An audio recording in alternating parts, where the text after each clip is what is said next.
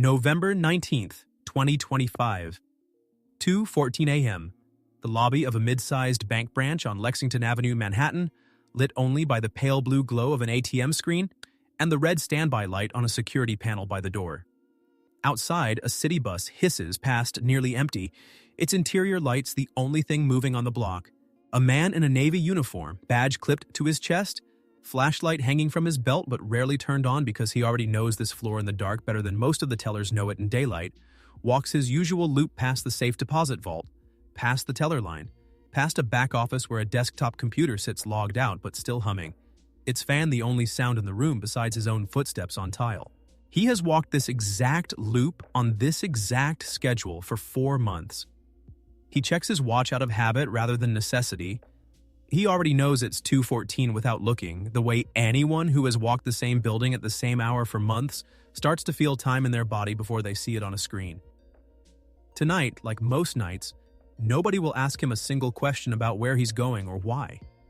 His name, for the purposes of this file, is Marcus Delaney, 34 years old, contracted through a third-party security staffing firm that supplies overnight guards to small and mid-sized bank branches across Manhattan and Brooklyn. The kind of company most people have never heard of, whose guards rotate between client sites so frequently that most branch managers couldn't reliably describe the man watching their building at 3 a.m. on any given Tuesday. Over the previous 14 months, that rotation had quietly placed Marcus Delaney inside 5 different bank branches, on 5 different overnight contracts, each one lasting between 2 and 5 months, each one ending the same unremarkable way. A contract expiring, a new guard rotating in, nobody at any of the 5 branches ever comparing notes with anyone at the other 4 because there was no reason anyone would think to. Before the story ends, you're going to see the exact piece of hardware Marcus Delaney carried in his uniform pocket on his very first night at each new branch, and the 11 seconds it took him to use it. You're going to see the internal fraud report from the first bank that dismissed what should have been the very first warning sign as likely a processing error. You're going to see the name of a bank teller who was quietly investigated and eventually fired over transactions she never made. And you're going to see exactly how 5 separate banks, each one running its own individually competent security operation, took 11 months and 1 lucky question from an outside investigator to realize they were all describing the same man. This isn't a story about a criminal mastermind cracking a vault. This is a story about the specific kind of trust that gets extended to a uniform and a badge, and what happens when the person wearing them understands, better than any of the 5 institutions that hired him, exactly how far that trust actually extends, and how little any of those 5 institutions actually knew about the man they'd each independently decided to trust. So how does one minimum wage night guard walk away with roughly $2.6 million in fraudulent transfers across 5 different banks without ever once touching a vault, a safe, or a single dollar in cash? He doesn't break in anywhere. He's already inside. He just has to wait for everyone else to go home, night after night, for 14 patient months. The scheme began, according to the eventual federal complaint, not with a plan to steal anything at all, but with something closer to curiosity. Delaney's first overnight contract at a branch in Chelsea started in September of 2024, 6 months before the first fraudulent transfer anyone has been able to trace. Former colleagues from the security staffing firm describe him from that period as unusually quiet, unusually attentive, the kind of guard who read the branch's posted security procedures cover to cover on his first shift, not because anyone required it, but because, as he told one coworker at the time, if I'm the only one here all night, I should probably know what I'm actually supposed to be watching for. Nobody at the time read that as anything other than diligence. In hindsight, it was reconnaissance. One former coworker who trained briefly alongside Delaney during onboarding at the staffing firm recalled him asking an unusual number of questions during a routine orientation session. Not about pay or scheduling, the topics that dominate most new hire questions, but about how frequently branch security procedures actually got updated, and whether headquarters ever cross-checked a guard's patrol logs against a branch's own internal camera footage. The trainer running that session, according to the same coworker, answered honestly and without suspicion, rarely and almost never, respectively. Delaney thanked him and didn't ask anything else that day. It was, in hindsight, close to the only genuinely revealing conversation he ever had with anyone at the company. Here's the mechanism, and it's worth walking through carefully, because he stole millions from banks undersells how mundane the actual method was. Every branch Delaney worked left at least one back-office desktop computer used during business hours by tellers or junior branch staff to process routine transactions, logged out but powered on overnight. Standard practice at small branches that don't run full nightly system shutdowns.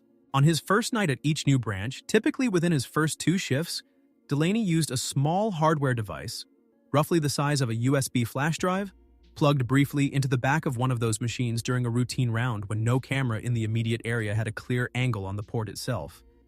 Something he'd mapped from the branch's own camera placement diagram, posted ironically inside the same security binder he'd been handed on his first day. The device recorded every keystroke typed into that machine over the following weeks, without needing any further access from him at all. A passive log collected automatically that he retrieved on a later shift with the same casual, unremarkable motion of checking a computer that was, technically, part of his assigned patrol route. The devices themselves, investigators later confirmed, were commercially available, sold openly online and marketed toward IT professionals for legitimate diagnostic use. Nothing about acquiring one required any specialized black market knowledge, and nothing about possessing one on its own would have looked suspicious to anyone who happened to search Delaney's belongings before the scheme was understood for what it was. He carried a new one to each branch, retrieving and replacing them on a rotation timed loosely to each branch's own IT maintenance schedule, on the theory, correct as it turned out, that a maintenance visit was the one predictable moment when someone else might actually open the back of that particular machine and notice something plugged in that didn't belong there. What that keystroke log eventually captured was exactly what you'd expect from a teller or junior staff member logging into the branch's internal systems each morning. Usernames, passwords, and, at 3 of the 5 branches, the specific internal codes used to authorize smaller wire transfers without requiring a second signature, a threshold most of the banks had set reasonably low enough to keep routine operations fast, and high enough that nobody expected a single transfer at that level to draw real scrutiny. Delaney never used those credentials during business hours, and never used them from inside the branch where they had been captured.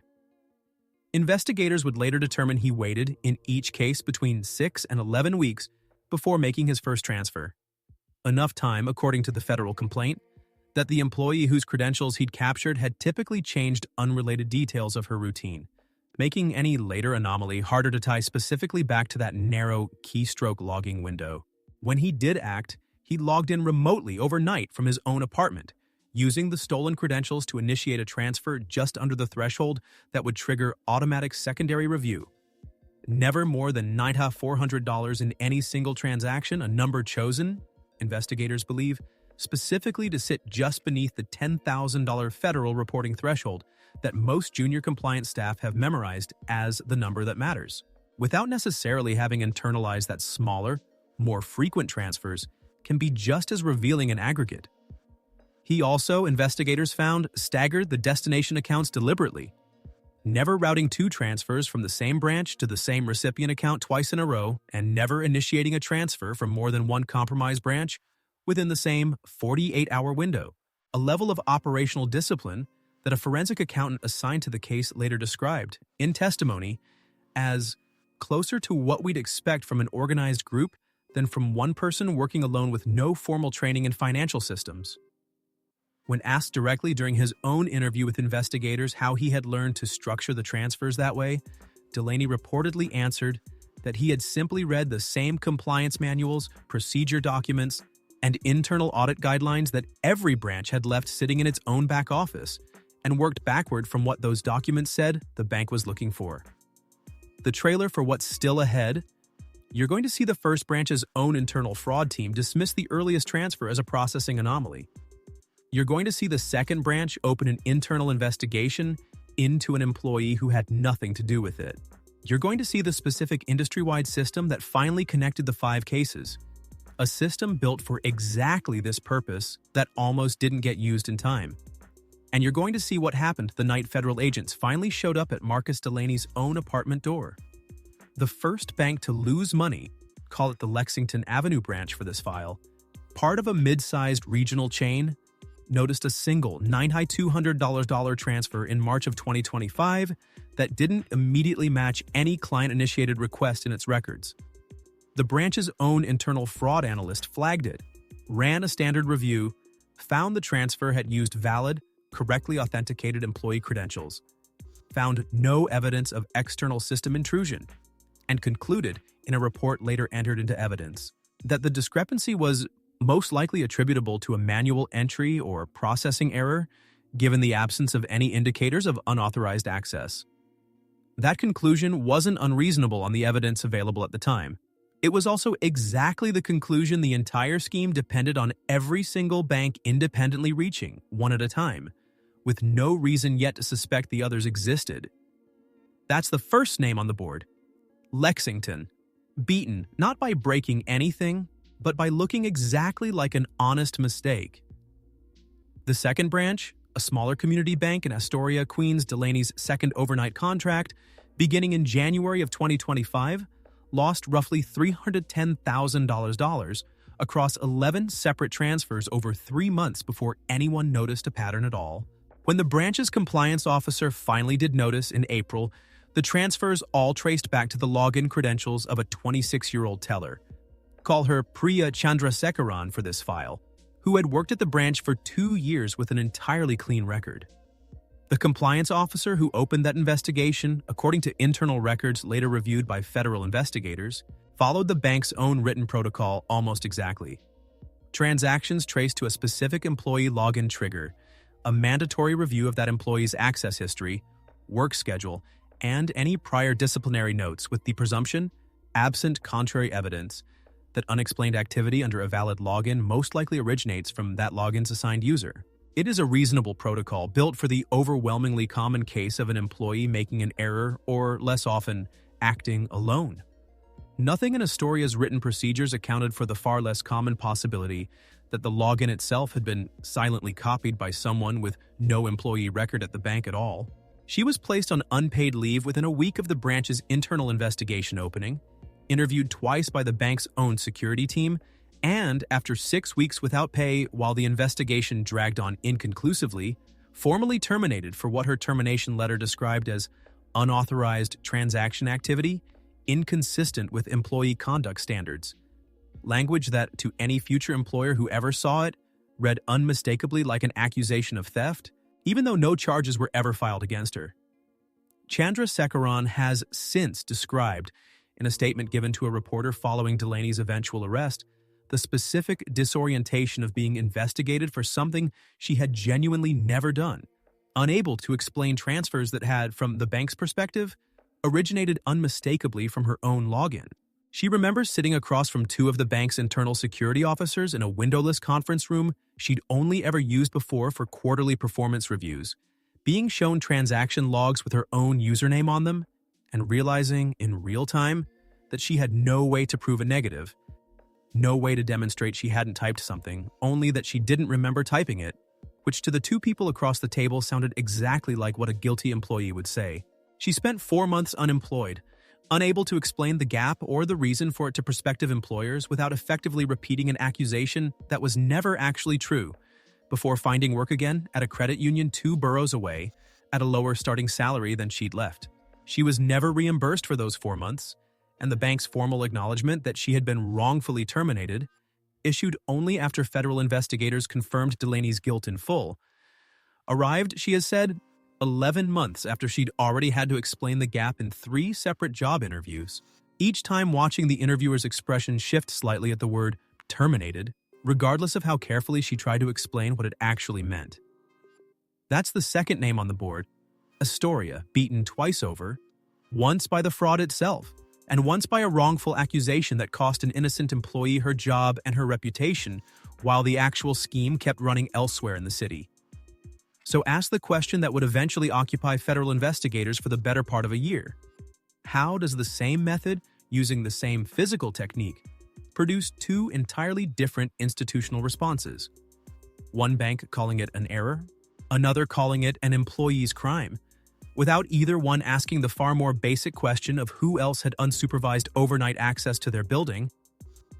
The third branch in Park Slope, Brooklyn, lost the largest single sum, just over $980,000, across 4 months in the spring and summer of 2025, before its own fraud detection system, more sophisticated than the first two branches' internal review process, flagged an unusual pattern.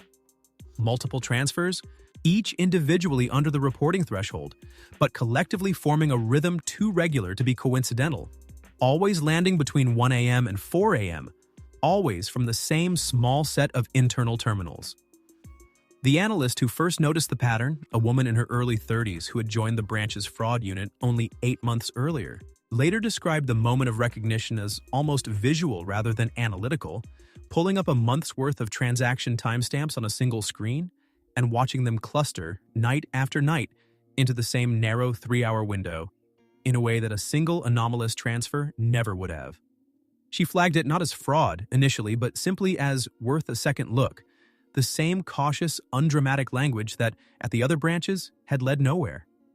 Here, it happened to reach a supervisor willing to escalate rather than close the loop internally. The branch's security team, to its credit, escalated the pattern immediately to its parent holding company's centralized fraud unit rather than attempting to resolve it internally the way the first two branches had. The first genuinely different institutional response in the entire case, and the one that would eventually matter most. That's the third name on the board, Park Slope. The first branch smart enough not to try solving this alone. It was that escalation, reaching a centralized fraud unit with access to a broader industry-sharing consortium. A voluntary information sharing system several major New York banks participate in, specifically to cross-reference fraud patterns that might span multiple institutions. That finally connected Park Slope's case to two smaller, similar-looking incidents flagged separately months earlier. At branches in the Bronx and on the Upper West Side, the fourth and fifth banks in what investigators would eventually recognize as a single continuous operation. The consortium's own internal timeline shows that all 5 incidents had individually been logged into the shared system by each bank's compliance team, exactly as intended, and had simply sat for months in a database that requires an analyst to actively run a cross-referencing query rather than automatically flagging matches, a limitation the consortium's own steering committee had flagged as a known gap in an internal memo 18 months before Delaney's first transfer, a memo that had recommended automated cross-referencing and been tabled at the time over budget concerns. That memo, later obtained through a public records request tied to the case, estimated the cost of building automated cross-referencing at just under $400,000, a fraction of what Delaney's scheme would eventually cost across all 5 institutions combined, a detail that has since been cited, without much subtlety, in at least 2 industry conference presentations on the actual cost of deferred security investment. 4 and 5, the Bronx branch, which had lost $290,000 and attributed it, much like Lexington, to a processing anomaly never fully resolved. And the Upper West Side branch, which had lost just under $110,000 in Delaney's shortest and most cautious overnight contract, cut abruptly short, investigators believe deliberately, after he noticed during a routine shift an unfamiliar auditor reviewing branch records 2 days in a row, a change in pattern subtle enough that nobody else on staff thought twice about it, but specific enough that Delaney simply never captured a usable set of credentials from that branch's back-office machine before his contract quietly ended and he moved on.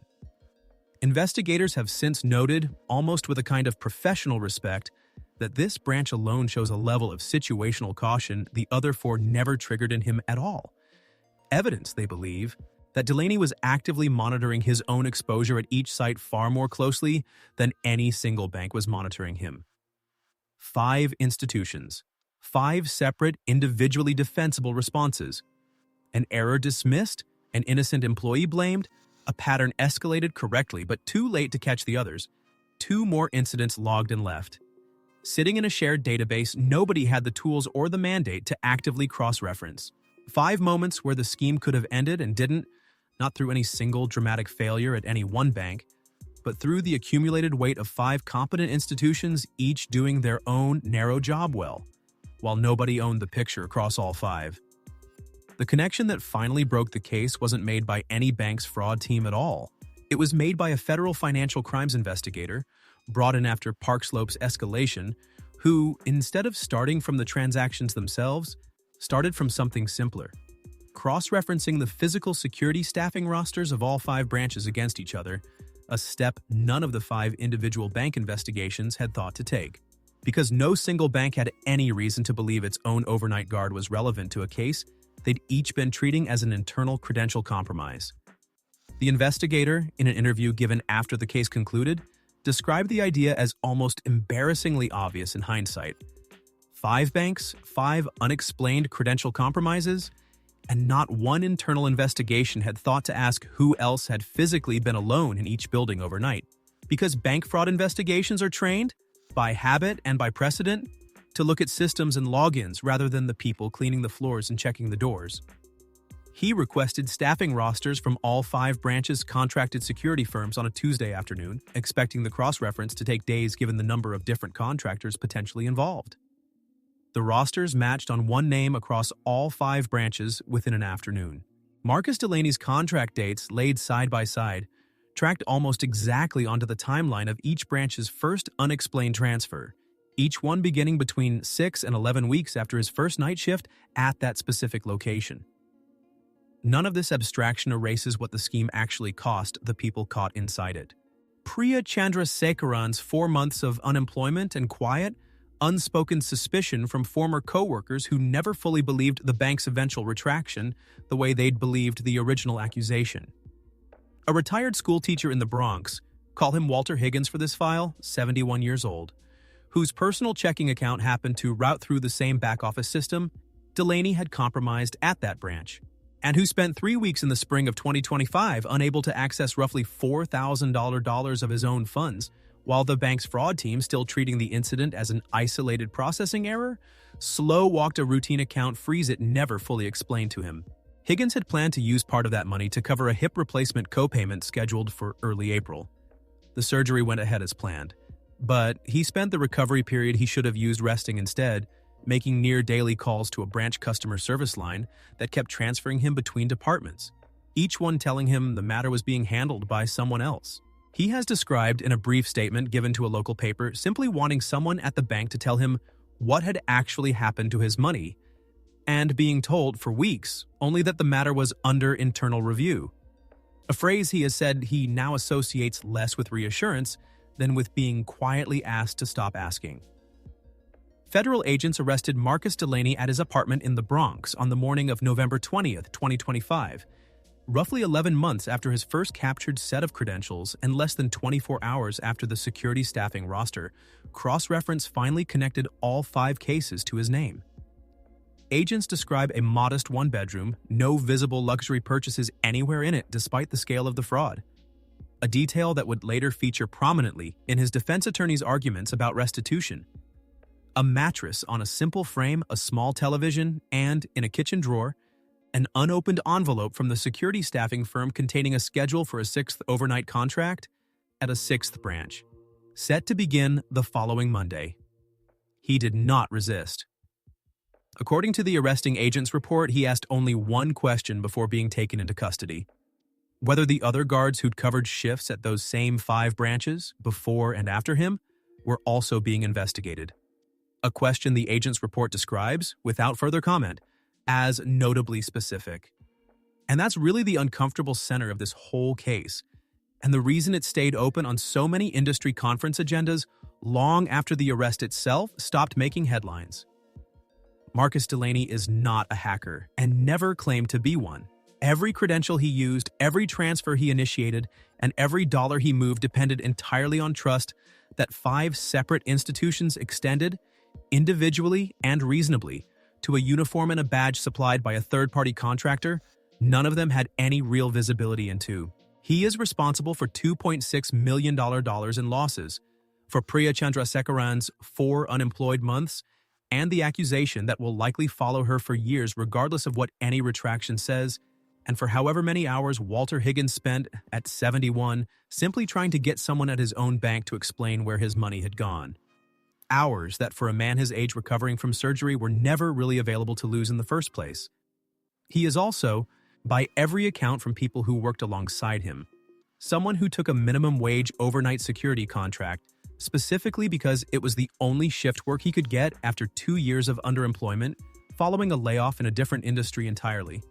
A warehouse logistics role, according to court filings, eliminated in a round of automation 2 years before his first night at the Chelsea branch, after which he applied, by his own account, to a probation officer preparing his pre-sentencing report, to over 60 jobs before the security staffing firm was the only one that called back.